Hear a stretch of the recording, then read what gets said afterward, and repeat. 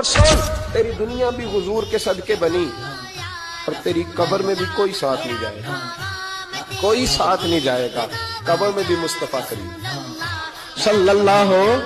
اور دیکھنا قبر کے اندر بھی کبھی کوئی گیا ہے؟ قبر میں بھی رسول پاک، قبر میں بھی رسول پاک، قبر میں بھی رسول پاک۔ میرے استاد فرمایا کرتے تھے بتاؤ جس قبر میں نبی پاک آئیں گے وہاں عذاب کیا ہونا ہے؟